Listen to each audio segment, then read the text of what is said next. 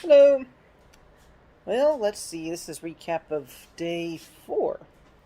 And today, we had an amazing time. We went to see the Statue of Liberty and Ellis Island. And that took just about the entire day. Wow. That's really amazing experience. Saw the statue up close.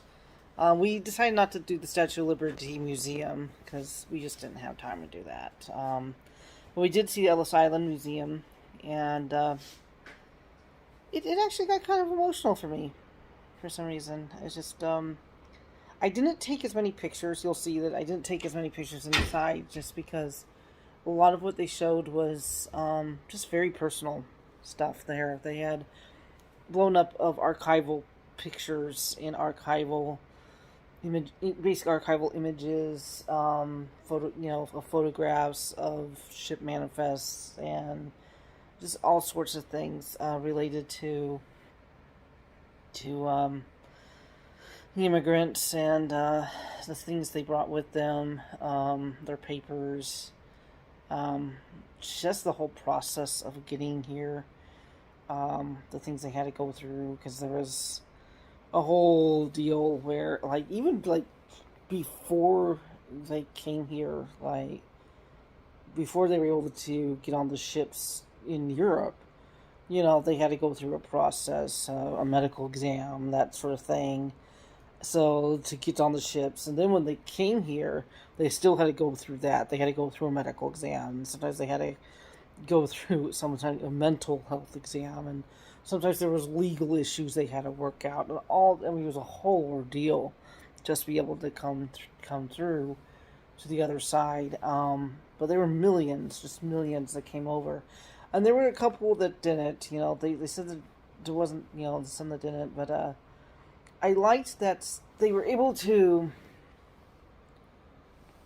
with the way the museum was able to bridge not just the Ellis Island experience between 1884, I think it was, to 1940, 1950s, like that, but to bridge not just that time with the heights of Ellis Island, when so many were coming over, but to also bridge the other immigration experiences, and not just that, but also to bridge it with what came before, with indigenous experience who was already here, bridge it with the enslaved that came over, bridge it with other immigrants that came over before that, and also with what's going on currently in regards to our broken immigration system and how tough it is, but also that the immigrants coming over now have the same hopes and dreams as our ancestors did, for many of us who came over. And I think of my own ancestors. Now, mine did not come over when Ellis Island was at its height. I believe some of mine were able to come over in... I know some of them came into New Orleans. Now, some of them did come over to New York, but earlier. I do have a ship manifest of one of my ancestors who came from Hungary, but she came around 18. She came earlier than when Ellis Island was around, so she would not have been a part of that, I think. But I have her ship manifest. But it's but even so, I mean, several of my ancestors did settle here in New York, and oh, that was smart. Oh, lovely. That was not smart. Oh, great. Oh, I just spilled water on the bed. Lovely. But anyway, as I was saying, several of my ancestors